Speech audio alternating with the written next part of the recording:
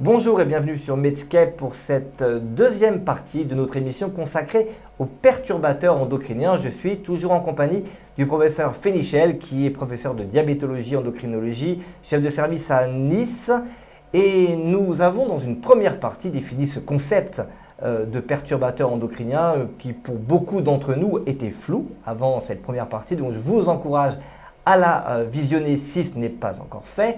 Et là, nous allons aborder un certain nombre d'exemples pratiques, parce qu'il y a dans la littérature scientifique, souvent repris par la presse grand public, beaucoup de pathologies qui sont parfois reliées aux perturbateurs endocriniens. Et je voudrais qu'on voit qu'est-ce qui relève de l'hypothèse et ce qui relève de la certitude scientifique. Et puis on verra à la fin quels conseils pratiques il faut donner à nos patients en consultation. Alors, on va essayer de voir quelques appareils et voir si les perturbateurs endocriniens sont vraiment en cause dans des pathologies. Alors, on a beaucoup parlé, on parle beaucoup de l'influence des perturbateurs endocriniens sur l'appareil reproductif. Est-ce que c'est un vrai problème aujourd'hui? Est-ce qu'il faut se méfier des perturbateurs endocriniens? Est-ce que ça pose un problème de santé publique pour la fertilité? Alors, pas seulement pour la fertilité, il faut voir l'appareil de reproduction au sens large, on peut aller jusqu'à l'identité sexuelle. Hein. Vous savez qu'on a même évoqué que peut-être l'augmentation de transsexuels, évoquer l'homosexualité, il faut voir au niveau de l'appareil de reproduction au sens large, pourquoi? Pourquoi cela? Parce que les premiers perturbateurs endocriniens et beaucoup de produits chimiques sont œstrogénomimétiques, ressemblent quelque part aux œstrogènes, c'est-à-dire aux hormones féminines. Et ça, c'est probablement lié à l'évolution, c'est-à-dire qu'on trouve même dans les plantes, on parlait l'autre fois du soja, de la génistéine, même dans les plantes, on trouve des substances qui sont très proches des œstrogènes. Donc beaucoup de produits naturels ou de synthèse sont proches des œstrogènes et ont éventuellement une activité œstrogénomimétique. Donc, vous allez avoir des répercussions sur l'appareil de reproduction. Alors, on s'est beaucoup focalisé d'abord chez les garçons. Chez les garçons, il y a 3 types de pathologies pour lesquelles l'exposition aux perturbateurs ont été évoquées. Vous avez la non-descente testiculaire, la cryptorchidie, oui, qui touche 2% des garçons à la naissance. Et ça a été en augmentation depuis l'augmentation des perturbateurs endocriniens? Oui.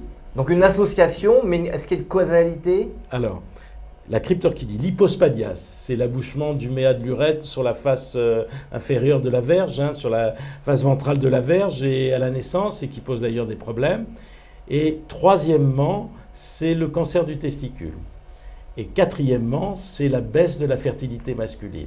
Ce qui est intéressant, c'est que ces 4 pathologies sont en augmentation de fréquence depuis 30 ans.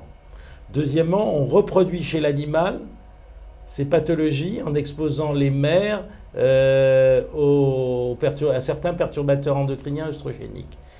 Et quatrièmement, le 4e élément très fort, c'est l'histoire du Distilbène dont on a déjà parlé. Eh bien, les garçons nés de mères qui ont été traités par le Distilbène font plus de cryptorchidie, font plus d'hypospadias et font plus de cancer du testicule. C'est un malheureux modèle expérimental. Vous savez, en médecine, vous savez aussi bien que moi, on ne démontre jamais à 100% sur une expérience ou une étude. C'est un faisceau d'arguments. Et là, vous avez des arguments expérimentaux, épidémiologiques et l'histoire du Distilbène. Un modèle expérimental malheureux voilà. Malgré nous.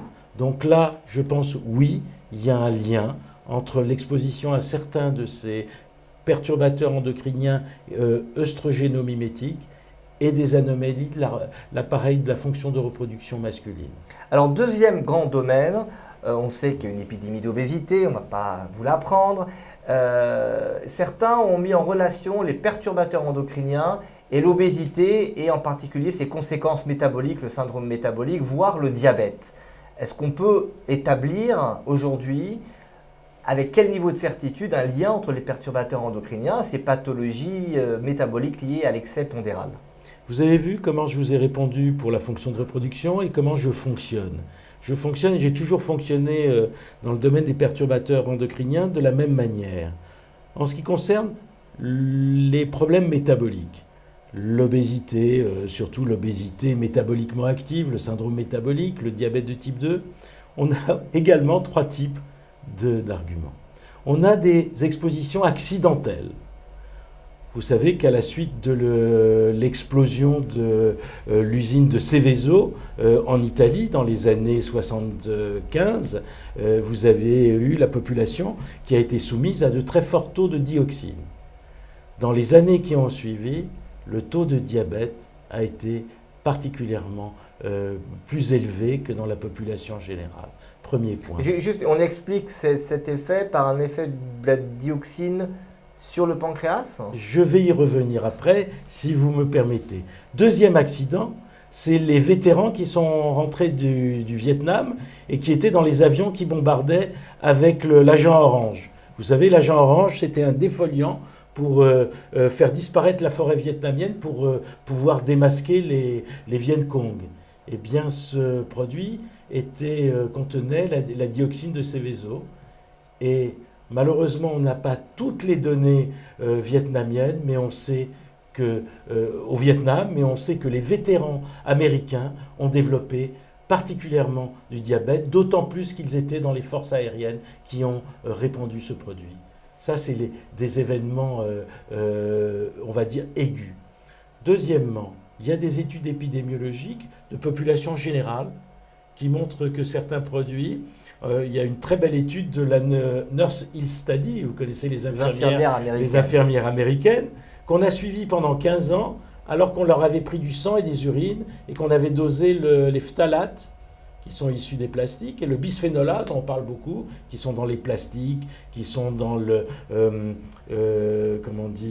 dans les résines, dans les PVC, etc., qui est un petit peu partout.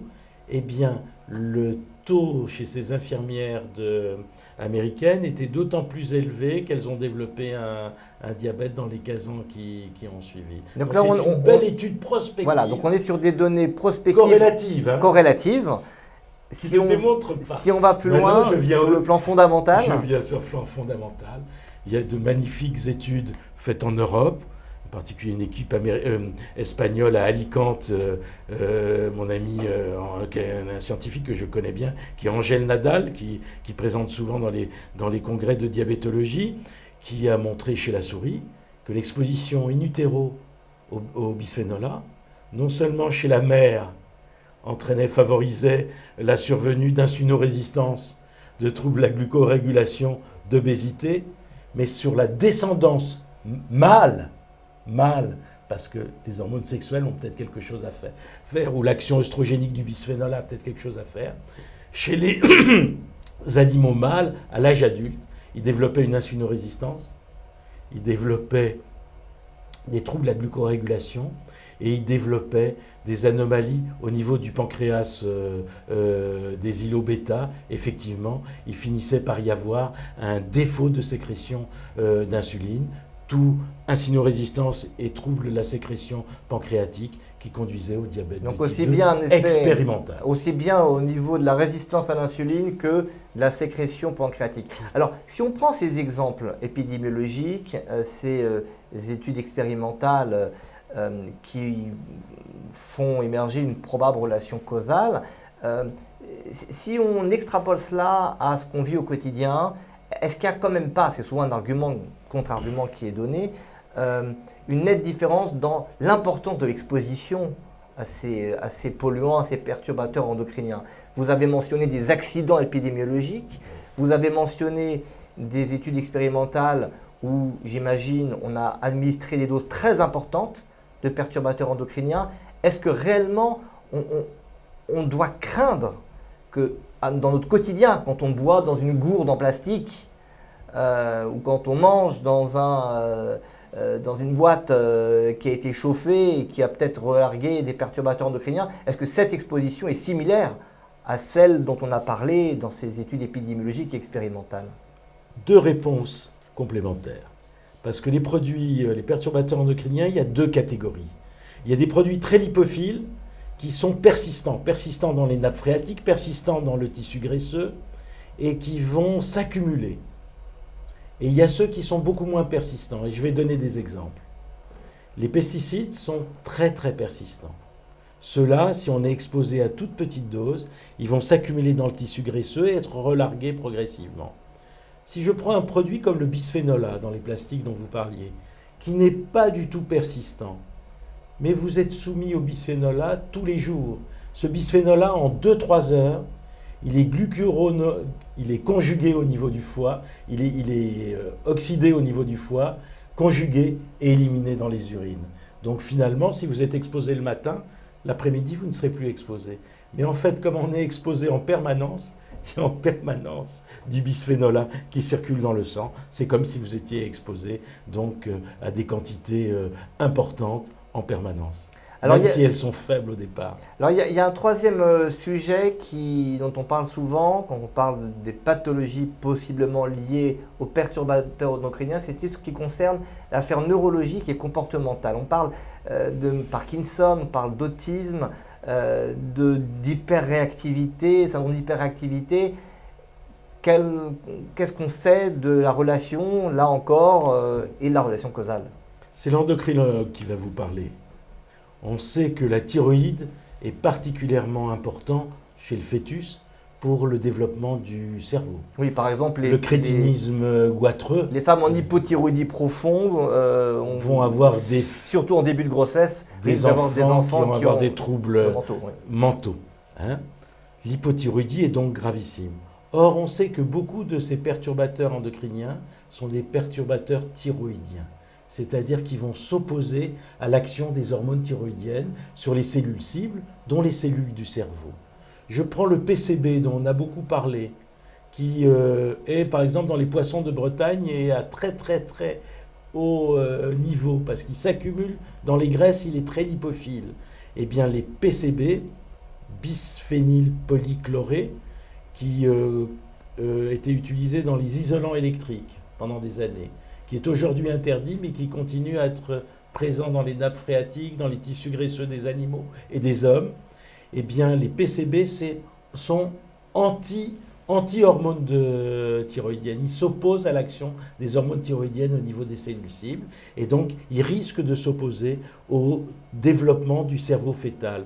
D'où leur implication vraisemblable, c'est toujours pareil, arguments expérimentaux, arguments épidémiologiques, ils sont probablement impliqués dans la grande fréquence de ce syndrome, 5% des enfants aujourd'hui, hyperactivité et troubles de l'attention, probablement dans certaines formes, je dis certaines formes d'autisme, et peut-être dans les maladies neurodégénératives. Je vous donne juste un exemple d'un travail qu'on a réalisé à Nice. On a dosé le PCB au sang du cordon et on a suivi 50 enfants pendant 3 ans, tous les 6 mois, par la même psychologue pour étudier l'acquisition du langage. Et on a trouvé des troubles d'acquisition du langage d'autant plus fréquemment que les taux au sang du cordon de PCB étaient élevés. Donc vous voulez dire, si on en vient à des recommandations pratiques, déjà est-ce que l'exposition pendant la grossesse pose un vrai problème, notamment sur le plan du développement neurologique. Alors généralisons et venons-en à des recommandations pratiques, parce que je sais que vous élaborez des fiches, vous essayez de faire passer des messages auprès de nos confrères pour que quotidien ils donnent des bons messages. Qu'est-ce qu'on peut donner sans tomber dans l'obsession, la phobie qui nous pousserait à finalement souffrir au quotidien de ces phobies et obsessions? Que dire à nos confrères? Quelles recommandations doit-on faire à nos patients pour éviter l'exposition excessive, on a compris, en quantité et dans la durée et aux mauvais mots et à certains moments de la vie, pour éviter cette exposition nocive aux perturbateurs endocriniens? Alors, d'un point de vue très simple, déjà le tabac, on le sait déjà globalement, est très mauvais pour une femme enceinte, mais ce qu'on sait moins, c'est qu'il est mauvais à cause des perturbateurs endocriniens qu'il y a dans le tabac, dans les goudrons du tabac. Le benzène. Le benzopyrène, les hydrocarbures polycycliques aromatiques, le cadmium, qui est un métal qui est présent dans les goudrons du tabac, sont des perturbateurs endocriniens. Et donc, absolument arrêter le tabac. Et je dirais le mari aussi doit arrêter le conjoint, parce qu'il y a le tabagisme passif. Et donc, la femme est exposée aux perturbateurs. Et donc, si on revient sur la question de la grossesse, pour entraîner les troubles dont on a parlé. Tout à fait. Deuxièmement, surtout éviter de chauffer des aliments dans des récipients en plastique au micro-ondes, parce qu'ils contiennent du bisphénol et la chaleur relargue le bisphénol dans les aliments. Et ne pas mettre un film en plastique pour que ça chauffe plus vite. Donc ça, c'est un conseil très pratique Voilà, qu'on peut appliquer dès maintenant. Troisièmement, même si c'est plus cher, pour cette courte période, il vaut mieux manger globalement des fruits et des légumes bio, parce que globalement, même si on ne connaît pas exactement la provenance, il y aura moins de pesticides dans l'alimentation bio pendant cette courte période. Quatrièmement, ne pas repeindre la chambre du futur bébé pendant la grossesse, parce que les peintures présentent des produits solvants qui sont perturbatrices endocriniennes. Ne pas utiliser, bien sûr, de pesticides et d'insecticides dans son jardin. Voilà, des choses simples. Et je rajouterai 2 choses. Juste, vous voulez parler des boîtes en plastique, les conserves, aujourd'hui. Très bonne question, mais vous m'avez dit quelques-unes. Pas de conserve et pas de canettes d'Orangina, Coca-Cola ou autre. Pourquoi ? Parce que toutes ces canettes sont tapissées d'un film en plastique pour que la boisson ou l'aliment ne soit pas en contact avec le métal. Et ce film en plastique contient du bisphénol A. En clair, c'est du verre. Du verre plutôt. Et du plastique, mais pas chauffé. Tout à fait. Je voudrais ajouter 2 choses qui sont importantes, qui sont classiquement connues, mais pas réalisées. Vous savez qu'on dit qu'une femme qui va être enceinte doit prendre de l'acide folique, la vitamine B9. On s'est aperçu que malgré cette recommandation, seuls 5% des femmes françaises, quand elles allaient être enceintes, prenaient de l'acide folique. Pourquoi c'est important l'acide folique ? Parce qu'il s'oppose à un des mécanismes des perturbateurs, c'est-à-dire la méthylation des gènes. C'est un mécanisme épigénétique. Donc bien prendre l'acide folique. Deuxièmement, bien prendre de l'iode. Pourquoi ? Parce que plus vous aurez une hypothyroïdie, une carence en iode et une hypothyroïdie fruste, plus vous serez sensible aux perturbateurs. Vous allez potentialiser l'effet des perturbateurs endocriniens. Absolument. Donc là, on a juste 30 secondes. C'est simple. Hein. Juste pour terminer, on a insisté beaucoup sur cette période de la grossesse. En dehors de la période de la grossesse, est-ce que les mêmes recommandations doivent être appliquées autant que possible au quotidien ou est-ce que vous allez en sélectionner 2 ? Allez, les enfants en bas âge, je dirais, en cours du développement. Et il y a quelque chose qui n'est pas très connu, mais auquel je tiens, c'est un certain nombre de gens qui sont en cure de chimiothérapie ou de cancer. Eh bien, il s'avère que certains perturbateurs, comme le bisphénol, peuvent interférer avec ces drogues. On peut largement imaginer qu'en période de traitement d'un cancer ou chez les personnes à risque de faire certains cancers hormonodépendants, il faille être peut-être plus prudent. Professeur Fénichel, merci beaucoup pour tous ces commentaires, ces conseils pratiques. Je vous remercie de votre attention et je vous dis à très bientôt sur Medscape.